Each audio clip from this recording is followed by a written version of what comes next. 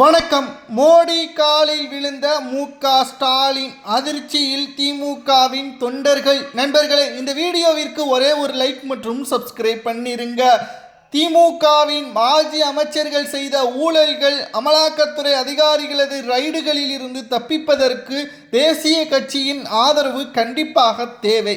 ஆனால் தற்பொழுது காங்கிரஸ் திமுகவை விட்டு வெளியேறியதன் காரணமாக பாஜகவை விட்டால் வேறு வழி கிடையாது.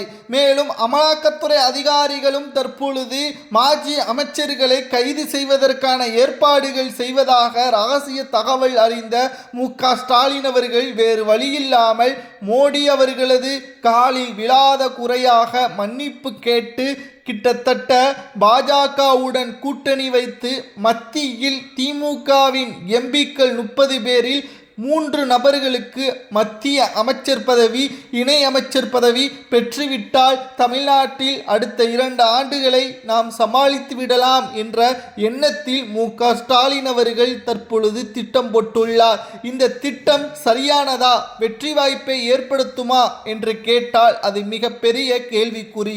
ஏனென்றால் இத்தனை ஆண்டுகளாக பாஜகவை கடுமையாக விமர்சனம் செய்து பாஜகவை போல மிகவும் மோசமான கட்சி தமிழ்நாட்டில் இல்லை என்று கூறிய திமுக தற்பொழுது அவர்களுக்கு ஒரு சோதனை என்ற காலத்தில், அவர்களது தேவைகளை பூர்த்தி செய்யக்கூடிய ஒரு நேரத்தில் பாஜகவிடம் மண்டியிடுவது சரியா என்ற கேள்வியை தான் தற்பொழுது தொண்டர்களும் நிர்வாகிகளும் ஏன் பொதுமக்களும் கேட்கக்கூடிய அளவிற்கு திமுகவின் கோபாலபுர குடும்பத்தின் செயல்பாடுகள் அமைந்துள்ளது.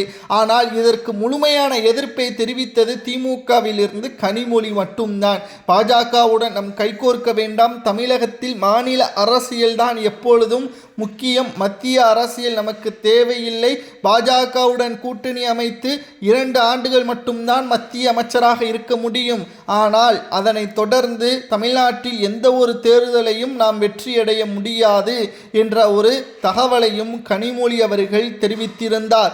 ஆனால் இதற்கு பதிலளிக்க முடியாமல் தன்னுடைய மாஜி அமைச்சர்களையும் தன்னுடைய சொத்து பட்டியல்களையும் குறிப்பாக பினாமிகளையும் பாதுகாப்பதற்கு வேறு வழியில்லை, நான் பாஜகவுடன் கைகோர்க்க போவதாகவும் மத்திய அமைச்சர் பதவியே பெற்று தரப்போவதாகவும் தற்பொழுது மு.க.ஸ்டாலின் அவர்கள் திட்டம் போட்டுள்ளார். இதற்கான ஏற்பாடுகள் மற்றும் பிரதமர் மோடி அவர்களை சந்திப்பதற்கான முயற்சிகளும் தொடர்ச்சியாக நடைபெற்று வருகிறது.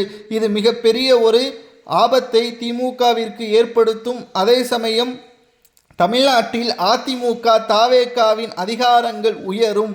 தமிழ்நாட்டில் ஏற்கனவே நாம் கூறியிருந்தபடி தாவேகா திமுக என்று இருந்த அரசியல் தற்பொழுது தாவேகா அதிமுக என்ற அரசியல் களம் மாறியுள்ளது.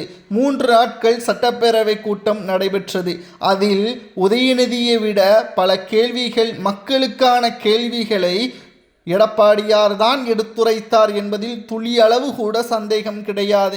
எதிர்க்கட்சி தலைவர் பதவியை எடப்பாடியிடம் கொடுத்திருந்தாலே இன்னும் சிறப்பாக மாறியிருக்கும்.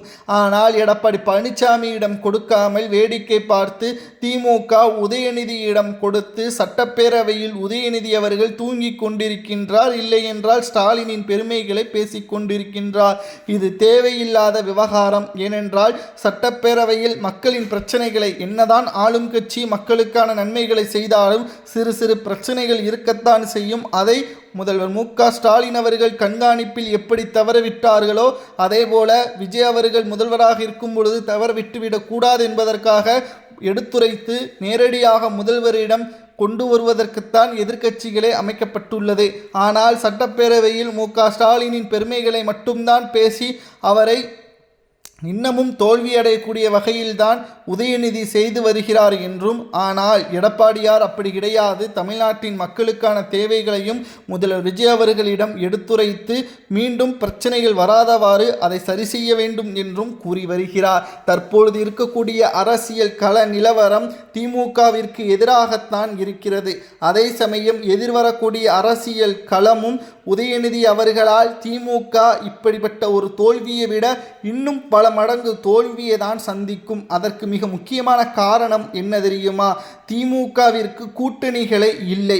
கூட்டணி இல்லாமல் திமுக தனித்து போட்டியிட்டால் அவர்கள் வெற்றியடைவதற்கான வாய்ப்புகள் என்பது மிகப்பெரிய ஒரு கடினம். உதயநிதி அவர்களது பேச்சுக்கள், சனாதன பேச்சுக்கள், அவர் மீது இருக்கக்கூடிய வழக்குகள், வடமாநிலங்களில் உதயநிதி மட்டுமல்ல திமுக என்ற பேச்சை கேட்டாலே எதிர்ப்புகள். இந்தியா கூட்டணி வடமாநிலங்களில் தோல்வியடைந்ததற்கு காரணம் என்ன? ஸ்டாலின் அவர்கள் வடமாநிலத்திற்கு இந்தியா கூட்டணிக்கு ஆதரவாக பிரச்சாரத்திற்கு சென்றதுதான். அன்றைக்கு சனாதனத்தை பற்றி பேசி இன்றைக்கு அதை மக்களை சந்திக்கிறாயா என்று கூறிதான் வடமாநிலத்தவர்கள் திமுக கூட்டணியில் இருக்கக்கூடிய காரணத்தினால் தோல்வியடைந்ததாக மேற்கு வங்காள முதல்வர் மம்தா பானர்ஜி உள்ளிட்ட பலரும் எதிர்ப்புகளை தெரிவித்தார்கள் என்பதும் குறிப்பிடத்தக்கது. இன்று தமிழ்நாட்டில் அதிகாரம் இல்லாத திமுக மத்திய அரசு கண்டிக்கக்கூடிய வகையில் இருக்கிறது. அமலாக்கத்துறை அதிகாரிகள் எப்ப வேண்டுமானாலும் ரைடுகள் மற்றும் கைதுகள் செய்யக்கூடிய சூழல் இருக்கிறது என்ற காரணத்தினால் மோடி அவர்களிடம் மன்னிப்பு கேட்கக்கூடிய வகையில் காலில் விழாத குறையாக டெல்லி பயணம் மேற்கொள்ள திட்டமிட்டிருக்கிறது திமுக. இது நிச்சயம் மிகப்பெரிய அளவிலான பாதிப்பை திமுகவிற்கு ஏற்படுத்தும். மேலும் இத்தனை வருடங்களாக பாஜக தான் எதிரி என்று கூறிய திமுக இன்றைக்கு அவர்களிடமே மண்டியிடுவது எந்த விதத்தில் நியாயம்?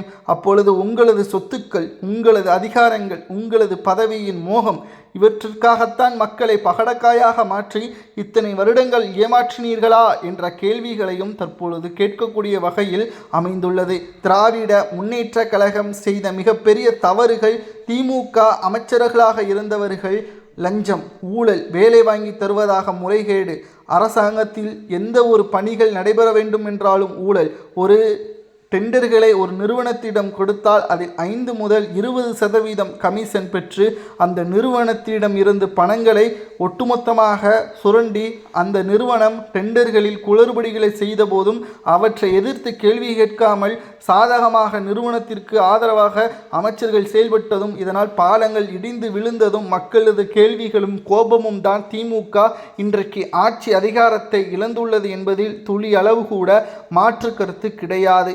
மேலும் ஸ்டாலின் அவர்கள் அதிகாரப்பூர்வமாக பாஜகவுடன் கூட்டணி என்பதை அறிவித்துவிட்டால் நாம் உறுதியாக கூறுகிறோம், கமெண்டில் கூட பதிவு செய்து வைத்துக் கொள்ளுங்கள், திமுக 5 அல்ல 4 தொகுதிகளை கூட வெற்றியடையாது. அடுத்த சட்டமன்ற தேர்தலாக இருக்கட்டும், நாடாளுமன்ற தேர்தலாக இருக்கட்டும், ஒரு தொகுதிகளில் வெற்றியடைவதை கடினமான ஒரு சூழலாக மாறும் என்ற தகவல் தற்பொழுது அரசியல் வட்டாரத்தில் மிகப்பெரிய அளவில் பேசும் பொருளாக மாறியுள்ளது.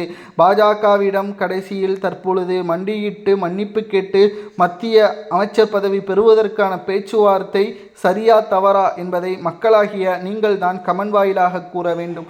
இப்பேற்பட்ட மிகவும் மோசமான ஒரு அரசியல் திமுக கையாள்வது சரியா தவறா என்பதை கமெண்ட் வாயிலாக கூறுங்கள். இது போன்ற அரசியல் செய்திகளை தெரிந்து கொள்ள ஒரே ஒரு லைக் மற்றும் சப்ஸ்கிரைப் பண்ணிருங்க. நன்றி, வணக்கம்.